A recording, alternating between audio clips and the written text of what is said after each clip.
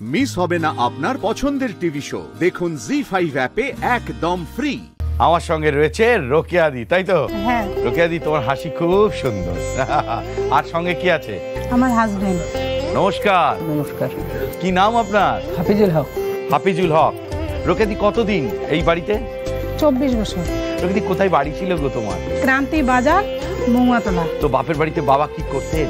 আমার বাবা তো একটা ভালো পোস্টে কাজ করছিলেন। আচ্ছা। কিন্তু আমার 8 বছর বয়সে আমার বাবা মেন্টেকাল হন। তো আমার মা যিনি ছিলেন আর কি, আমার মাও কিন্তু মানসিকভাবে অসুস্থ হয়ে গেছিল আমার বাবা মারা যাওয়ার পর। কয় ভাই বোন ছিলে তোমরা? আমরা 5 ভাই বোন। তো আমাদের কিন্তু বাবা মারা যাওয়ার পর তো আপনারা জানেনই যে তখন কি অবস্থা হয় আর কি। তো ওইরকম অবস্থায় আমরা মানুষ হলাম। তারপর যে আমাদের বিয়ে হলো, সম্বন্ধ এলো কি করে? এখানে এত খুঁজে পাওয়া গেল কি করে? আমার এখানে একটা জামাইবাবু আছে, তো ওনার ইয়েতে আর কি খোঁজটা হলো। তো এরকম করে বিয়ে হলো। তো এখানে আমার শাশুড়ি মা যে ছিলেন, শাশুড়ি মা ছিল আর আমার হাজবেন্ড। তো আচ্ছা আচ্ছা, তারপর? তো এরকম করে আমাদের বিয়ে হলো। হওয়ার পরে যে একটু ভালো থাকবো সেটাও পারলাম না। কেন ভালো থাকবে না সেটা পারলে না কেন? এই যে সংসারে এখন স্বামীর যদি আয় উন্নতি না থাকে তাহলে কি করে? আবিজুল ভাই কি করতেন বিয়ে যখন হলো তখন কি করতেন? আমি বাগানে কাজ করছি। বাগানে চা পাতায় কাজ? চা পাতা। তো সংসার চালানোর মতো সেখান থেকে রোজগার হতো না? না না, আগে 25 টাকা হাজিরা ছিল বাগানে। 25 টাকা পার ডে? হাজিরা দিলে 25 টাকা। এটা কত সালের কথা বলছেন? এই 2000 সালটা? 2001-এ। তো 25 টাকায় কি করে সংসার চলবে? তাই তো। তো কি করে চলতো তখন সংসার? ওই তো ওরকম সংসার চলতো না। শাশুড়ি মা যে অসুস্থ ছিলেন, শাশুড়ি মার যে আমরা ট্রিটমেন্ট করব সেরকম আমাদের কোনো পরিস্থিতি ছিল না। তখন জলপাইগুড়ি নিয়ে গেছিলাম, তখন কিন্তু আমার বড় ছেলে আমার পেটে ছিল। তো ডাক্তারবাবু কিন্তু এরকম বলছিল, তুমি তো অসুস্থ একজন, তুমি তো পেশেন্ট, আবার তুমি পেশেন্টের সঙ্গে আছো। তারা তো জানে না আমাদের পরিবারের সম্পর্কে। তিনি এইভাবে বলছিল। তারপরে বলার পরে আমার পাশের বাড়ির এক দিদি ছিল, তখন দিদি 2 দিন ছিল আমার মায়ের সঙ্গে। সন্তান হলো ওই অবস্থায়? হ্যাঁ, ওই অবস্থায় সন্তান হলো আর মাও মারা গেল। 6 মাসের ছেলেকে রেখে আমি চা বাগান গেছিলাম। চা বাগানে 4 দিন কাজ করতাম, আর ডিপার্টমেন্টে ওখানে জুটের কাজ আমি 2 দিন করতাম।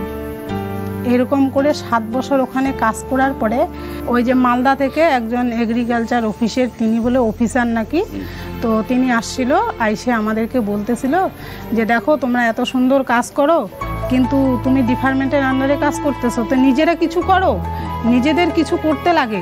তো সেটা তখন আমি বললাম যে দেখেন দাদা, আমরা যে করব তো আমাদের তো সেই রকম সামর্থ্য নেই যে আমরা যে মেশিন কিনবো। তখন তিনি আমাদেরকে 30,000 টাকা দিয়ে সহযোগিতা করেন, আমার স্ট্যাম্পের উপর লিখিত আকারে বলছিল তোমরা যদি সাকসেস হতে পারো তবে তোমার টাকা আমি পরে ভাববো, আর যদি তোমরা সাকসেস হতে না পারো তাহলে কিন্তু টাকা আমাকে 2 বছরের মধ্যে দিতে হবে। আচ্ছা, এইভাবে বললো। তারপরে আমার তো পুরো চেষ্টা। কিসের কাজ শুরু হলো? জুটের কাজ। একটা তাঁত মেশিন নিয়ে আমরা তাঁত মেশিন দিয়ে শুরু করলাম কাজটা।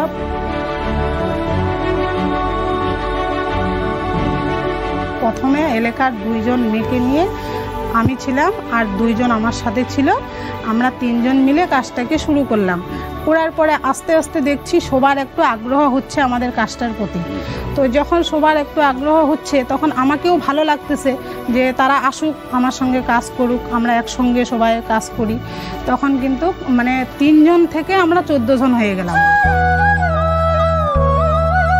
অনেক রকম অনেক কিছু বাধা বিধাবোধ আসছিল।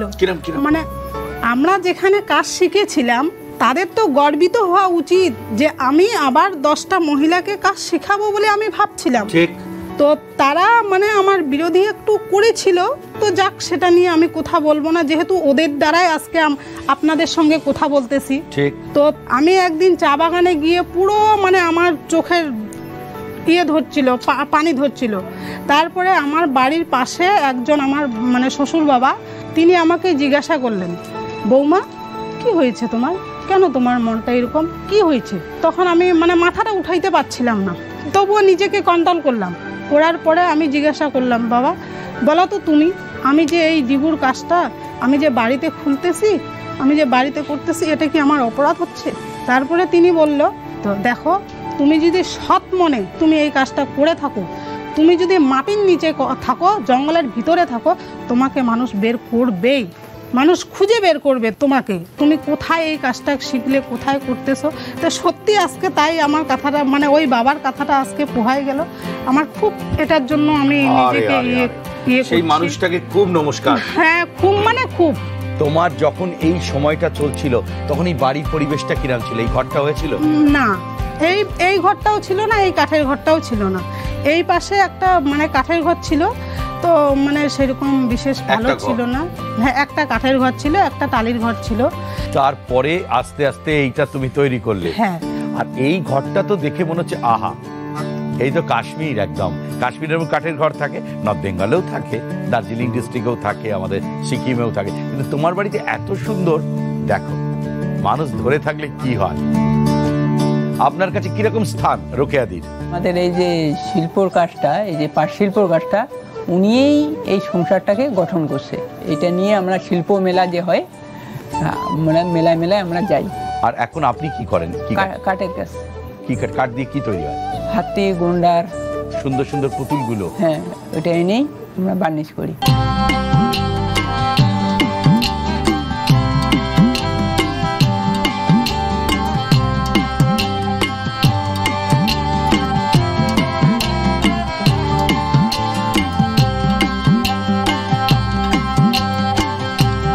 শেপটা কোথায় তৈরি হয়? শেপটা হয় ধূপগুড়িতে।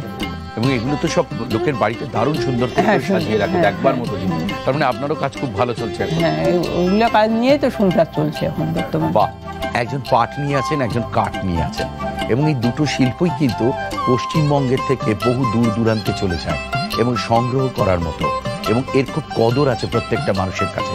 যে কোনো মেলায় গেলেই কিন্তু আমাদের চোখ জুড়িয়ে যায়। রোকেয়াদি, দুজন নতুন মানুষ এসছে, আলাপ করবো। ইনি আমার ছেলে। ছেলে? বড় ছেলে না ছোট ছেলে? বড় ছেলে। নমস্কার, কি নাম? রশিদুল আলম। রশিদুল আলম, খুব ভালো। আর উনি আমার পাশের বাড়ি, আমার যা হয় বোন। নমস্কার, কি নাম আপনার? বেবিনা বানু। বেবিনা বানু, খুব সুন্দর। তো কত গল্প শুনছিলাম। কি করছো তুমি এখন? এখন তো পড়াশোনা করছি। কিসে পড়ো? আমার থার্ড ইয়ার। থার্ড ইয়ার চলছে। কোথায় পড়ো এখানে? মালবাজার কলেজ, পরিমল মিত্র। কি নিয়ে পড়ছো তুমি? এমনি আর্টসে পড়ছি। আর্টস নিয়ে পড়ছো। মায়ের তো বিরাট স্ট্রাগল গো। হ্যাঁ, মায়ের স্ট্রাগল তো যত বলবো অতই কম হয়ে যাবে। মায়ের স্ট্রাগল মানে আমি কাছ থেকেই দেখছি। আমি হয়তো মা আমার আগ থেকেই হয়তো স্ট্রাগল শুরু ছিল মায়ের, কিন্তু আমার পর থেকে আমি যেটা দেখছি যে একটা মানুষ যদি তার মধ্যে যদি জেদ থাকে, কিছু জিনিস করার যদি জেদ থাকে, আমি মার থেকে অনেক কিছু শিখছি, যেটা আমি আমার ভাইদেরকেও বলি যে কোনো জিনিস করতে গেলে একটা জেদ লাগে, যে চেষ্টা লাগে, সেটা যদি হয় তাহলে অবশ্যই তুমি একদিন সাকসেসফুল হতে পারবে, অবশ্যই হতে পারবে। আরে বাপ রে বাপ রে বাপ, বাহ কি সুন্দর ছেলে বড় হয়েছে, কি সুন্দর কথা বলে। জি5 ডাউনলোড করুন আর সব এপিসোড দেখুন একদম ফ্রি।